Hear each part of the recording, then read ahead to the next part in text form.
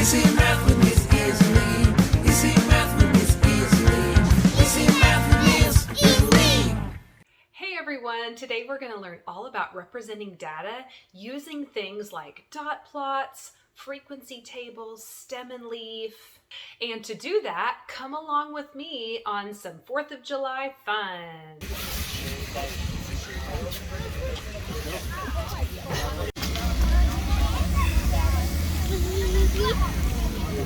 So there were 6 inflatables at the 4th of July celebration.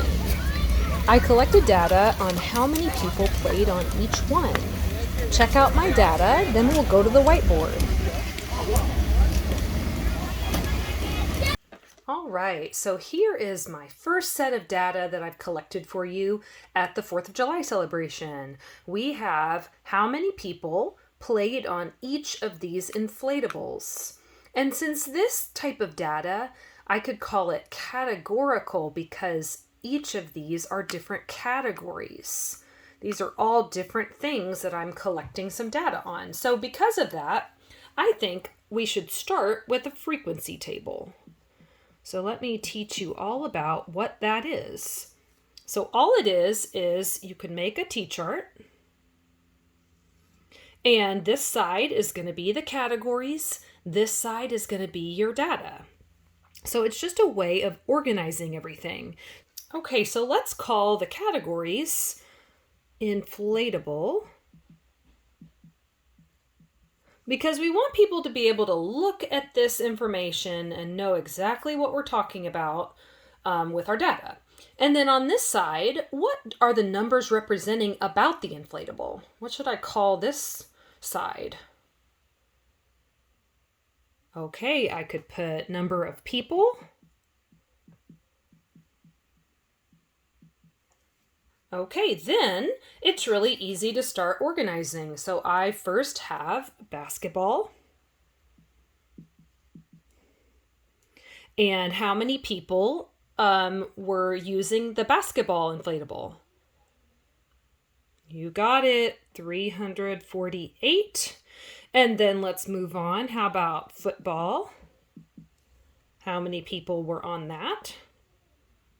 Great, 339. Let's do water slide 1.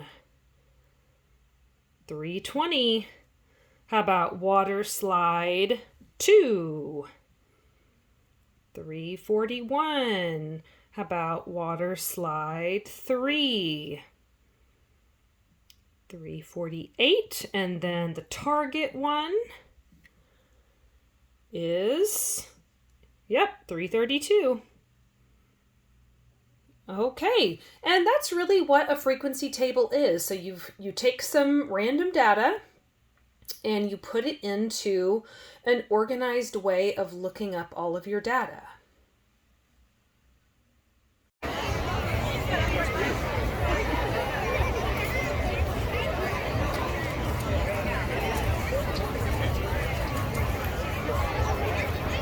Is all about the minutes spent waiting for the parade. So I asked a set of people how long they waited for the parade. One person said 15, 30, 60, 10. Notice how these aren't in any special order. A lot of times when you collect data, it's just random like this, and then we can represent it in an organized way. 5, 15, someone else said 60, and someone said 45 minutes. So this one, since it's another data that's all about numbers, so we can call it numerical data, it's really easy to represent that in a dot plot. And if you haven't worked with a dot plot yet, it's really just a number line, and we're going to have to, mark it with numbers down here. And then above the numbers that you see up here, this data, you're going to see dots. So that's why it's called a dot plot. So before I start, how high should this number line go to be reasonable for this set of data?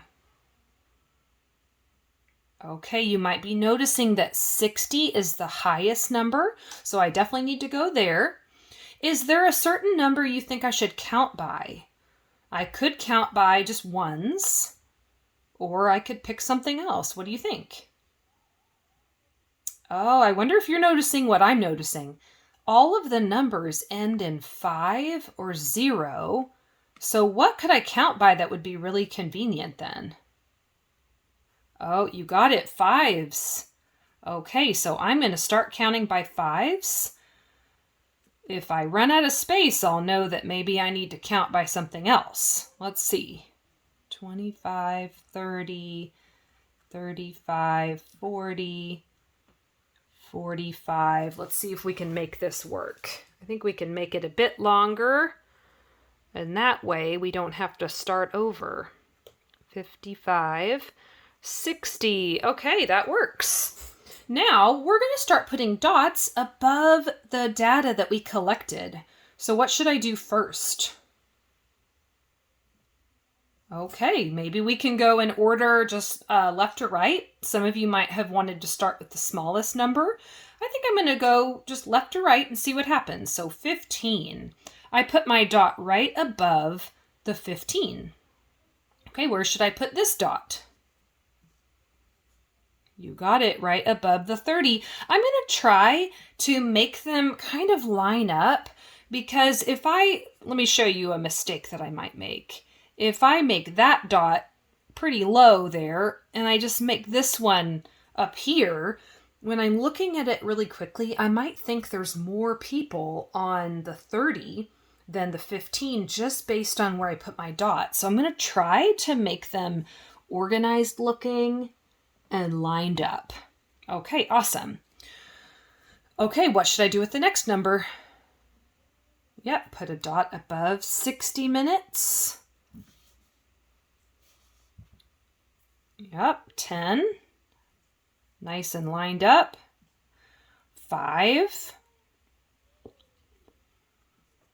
15. What do you think I should do? There's already a dot on 15. Oh yeah, you can put one above.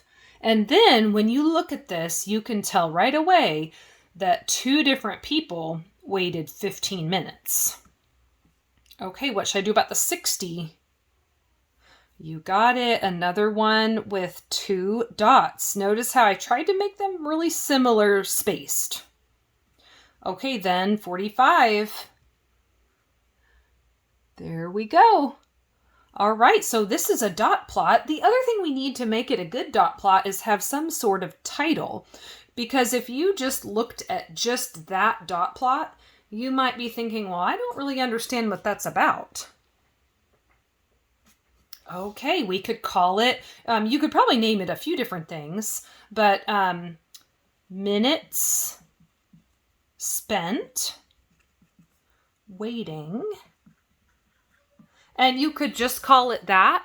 You could also say on parade, so people know a little bit more about why they're waiting. All right, great job.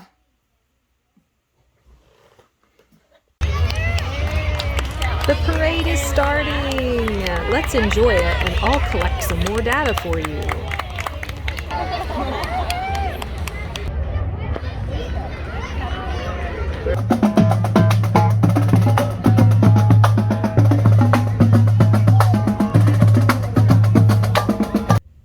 All right, here's some more data. All those awesome parade floats coming by.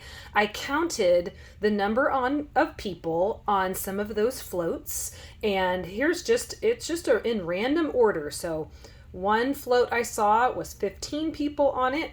8 was on another, 11, 4, 6, 3, 11, 10. So pretty random data that I've written down. And another way to organize your data is by making a stem and leaf plot. Stem and leaf. And this may be brand new to you, so I will teach you all about what it looks like, how you can represent that data on this stem and leaf plot in a really nice organized way. So let me show you. A stem and leaf plot has 2 different parts. The stem is on this side, and the leaves are on this side. And it all has to do with place value. So let me show you what I mean by that. Here's stem, here's leaves. Okay, so we're going to take each of these numbers and we're going to list it with some place value. So I have some single digit numbers. I'm going to start with my smallest one. I'm going to put a stem of 0, and I'm going to put the 3 right here. And so what this means is this stem and leaf plot has our tens place as the stem and ones as the leaves. And my number 3 does not have a tens place, right? It's just a ones place. So we're putting a 0 as the stem. And before I get any further, a good stem and leaf plot always has a key to explain what this means. So I'll show you what that looks like. If I have a 0 and the line in the middle of the T-chart and a 3, it equals just 3 whole, 3 people. Okay, so now let's keep going. What is the next biggest number in my list? Oh, you got it, 4. It's important that you make these stem and leaves in least to greatest order so that it's really nice and organized and you don't miss any numbers. So here's how you write the 4. It also doesn't have a tens place. So it's actually going to be another leaf on the 0 stem. So there can be more than one number on this side that go with that stem. So we read it like this: 0, 3, so just 3, 0, 4, so just 4. Okay, let's keep going. What would be the next number in order? Oh, you got it, the 6. So I'm going to just keep adding leaves to my 0 stem because it also doesn't have a tens place. Okay, let's keep going. Oh, 8. That's my last one-digit number. So I am done with this stem. I don't have any other numbers with a 0 as the tens place, but I do have a 10 next. And it has a 1 in the tens place. What does it have in the ones place? 0. So we're going to put a 0 right here. So you read it like this: 10, 1 and 0 next to each other make 10. Then we move on. What's the next biggest number? Ooh, 11. Okay, so we're going to put a 1 here. So you read it like this: 11, 10, 11. Now, what do you think I should do with this other 11? Yeah, I'd better go ahead and write it down because 2 of the floats had 11 people on it, and I don't want to miss that data. So I'm going to put another 1 there. That just means when you read it like this, it's 11, 11. And then there's one last number. I'm glad I've been crossing them out as I go because now it's really easy to see. All I have left is 15. And so I am going to put it, what do you think? Do I need a new stem? Do I put it on the 1 stem or the 0 stem? What do you think? Okay, you're catching on. It's got a 1 in the tens place. So I'm going to put it right here to show 15. Okay, great job. It's just one kind of newer way to organize data, least to greatest.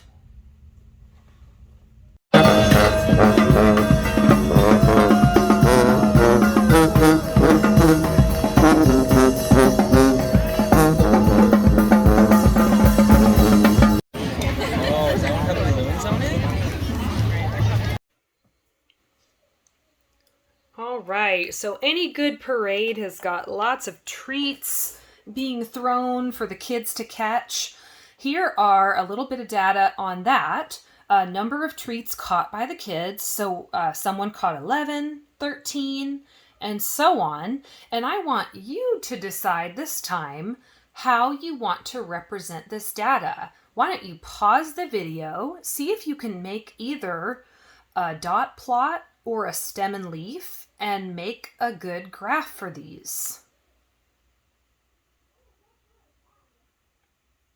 Okay, so let's check your work. I'll do both of those just because probably people have different ideas of what they wanted to do with this data. So if I was making a stem and leaf plot, I would make the T-chart with the stem and leaves, and I would take a look at my data, look for the smallest number on here.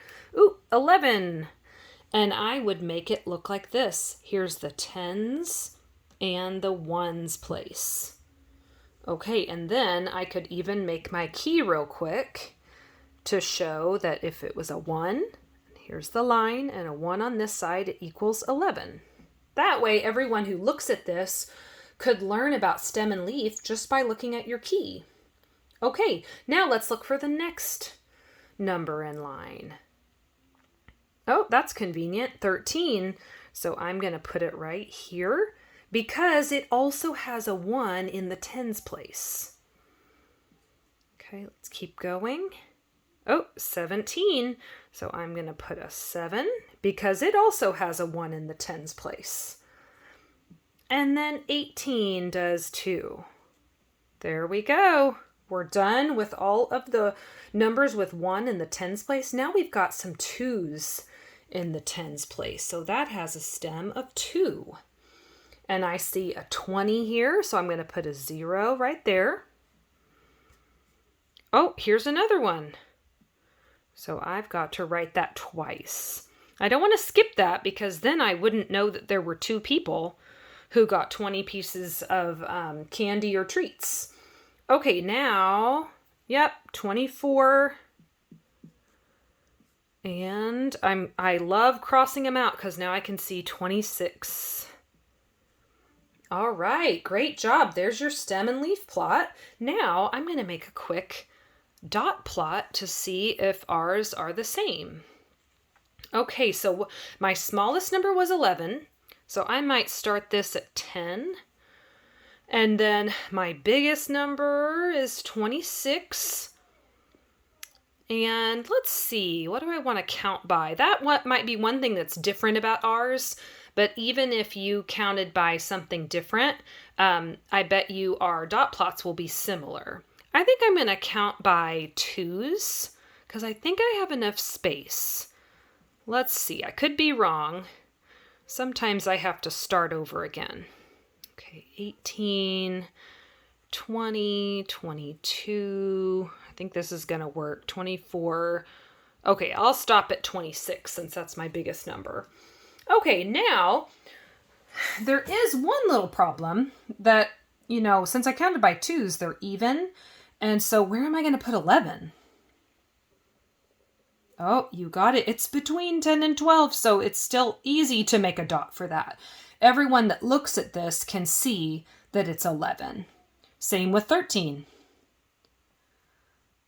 Okay, now 20. I'm not going in order because I'm just kind of going across.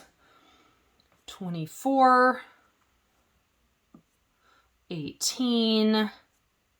See if yours is looking like mine. Where should 17 go? Oh, you got it right halfway between 16 and 18.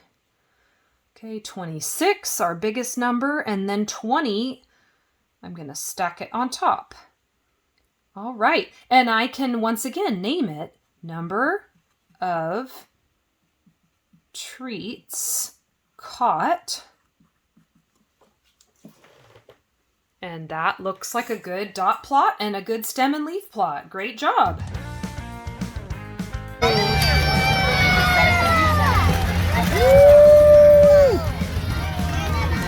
Great work today, everyone. I hope this video helps you in your math class or at home.